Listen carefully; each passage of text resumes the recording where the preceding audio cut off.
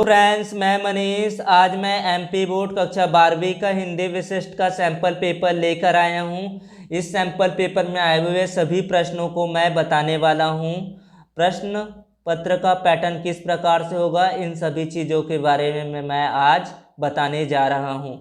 तो प्रश्न निम्नानुसार होंगे। वस्तुनिष्ठ प्रश्न होगा, विषय पर आधारित प्रश्न होगा, एनालिटिकल प्रश्न होगा। और हम सभी जानते हैं कि प्रश्न की जो शुरुआत होती है ऑब्जेक्टिव क्वेश्चंस के साथ होती है, मल्टीपल चॉइस क्वेश्चन के साथ होती है, जहां पर रिक्त स्थानों को पूछा जाता है। सही जोड़ी, सही विकल्प, एक शब्द में उत्तर लिखिए और सत्य असत्य को छांटिए, इन सभी प्रश्नों को पूछा जाता है। तो प्रश्न क्रमांक पहला में पूछा गया है, रिक्त स्थानों की पूर्ति कीजिए विकल्पों के आधार पर। यहाँ पर विकल्प दे भी सकता है और नहीं भी दे सकता है, तो ये प्रश्न पत्र पर डिपेंड करेगा। उसके बाद प्रश्न क्रमांक 2 में सत्य और असत्य को छांटिए, ये पाठ्य पुस्तक और व्याकरण खंड से होंगे। प्रश्न क्रमांक तीसरा में है, निम्नलिखित प्रश्नों में से सही विकल्प चुनकर उत्तर पुस्तिका में लिखिए। यहाँ पर 4 ऑप्शन दिए रहेंगे, हर प्रश्न में 4 विकल्प रहेंगे, उनमें से एक विकल्प सही होगा। निम्नलिखित प्रश्नों में सही जोड़ी मिलाइए। सही जोड़ी से भी कुछ प्रश्न होंगे जो पाठ्य पुस्तक और व्याकरण खंड से सही जोड़ी मिलाने के लिए हो सकता है। प्रश्न क्रमांक 5वां दिया गया है, निम्नलिखित प्रश्नों के उत्तर एक वाक्य में लिखिए। यहाँ पर प्रश्नों के उत्तर को एक वाक्य में लिखना है।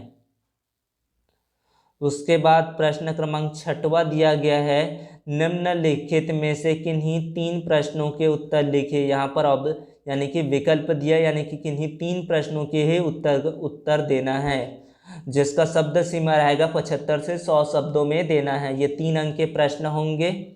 इनमें से कुछ 5 या 6 प्रश्न हो सकते हैं, जिसमें से केवल 3 प्रश्नों को हल करना रहेगा। उसके बाद प्रश्न क्रमांक 7वां में भी विकल्प दिए जाएंगे, क्योंकि ये सब्जेक्टिव प्रश्न है, विषय पर आधारित प्रश्न है। निम्नलिखित में से किन्हीं 3 प्रश्नों के उत्तर लिखिए। यहाँ पर भी जो शब्द सीमा रहेगा 75 से 100 शब्दों में, उससे ज़्यादा भी हो सकते हैं। तो यहाँ पर भी 3 प्रश्नों को हल करना रहेगा, 5 प्रश्न हो सकते हैं। उसके बाद प्रश्न क्रमांक 8वां है, निम्नलिखित में से किन्हीं 4 प्रश्नों के उत्तर लिखिए। तो ये 4 अंकों के प्रश्न होंगे, तो इनकी जो शब्द सीमा रहेगा 150 से 120 शब्दों में इसके उत्तर को लिखना रहेगा। ये व्याकरण खंड पाठ्य पुस्तक से पूछे जा सकते हैं इनके प्रश्नों को। जैसे कि पूछा गया, मातृभाषा किसे कहते हैं, परिभाषा लिखिए। उपमा अलंकार को उदाहरण सहित समझाइए। ये पाठ्य पुस्तक से भी है और व्याकरण खंड से भी पूछा गया है। उसके बाद प्रश्न क्रमांक 9 है, निम्नलिखित में से 3 प्रश्नों के उत्तर लिखना है, जिसकी जो शब्द सीमा रहेगा 120 से 150 शब्दों में लिखना रहेगा।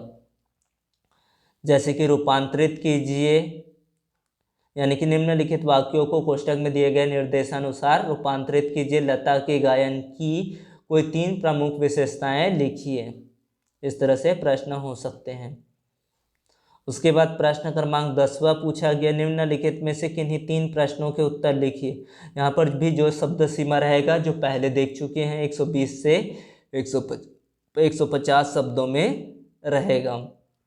यानी कि जो पंक्तियाँ दिया रहेगा उसकी व्याख्या करना, यानी कि लेखक और कवि परिचय। अलंकार से प्रश्न हो सकता है। छायावादी युग से प्रश्न दिया गया, यहाँ पर से रेखा चित्र और स्मरण में क्या अंतर होता है, इन सभी चीज़ों के बारे में बताना है। प्रश्न क्रमांक 11, निम्नलिखित में से किन्हीं 4 प्रश्नों के उत्तर लिखना है। यहाँ पर गद्यांशों पर आधारित प्रश्न हो सकते हैं, त्रिवेदी युग पर आधारित प्रश्न दिए गए हैं। उसके बाद अपठित गद्यांश, यानी कि गद्यांश को पढ़कर निम्नलिखित जो प्रश्न दिए रहेंगे उनके उत्तर को लिखना है। उसके बाद आवेदन पत्र आएंगे। सचिव माध्यमिक शिक्षा मंडल मध्य प्रदेश भोपाल को कक्षा 12वीं की अंक सूची की द्वितीय प्रति भेजने के संबंध में आवेदन पत्र लिखिए। या फिर प्रश्न हो सकते हैं, अपने बड़े भाई के विवाह समारोह में सम्मिलित होने के लिए मित्र को निमंत्रण पत्र लिखिए। उसके बाद 6वां प्रश्न में निबंध लिखना है। स्वच्छ भारत अभियान है, भ्रष्टाचार है, कोरोना वायरस एक महामारी, इस प्रकार के प्रश्न होंगे।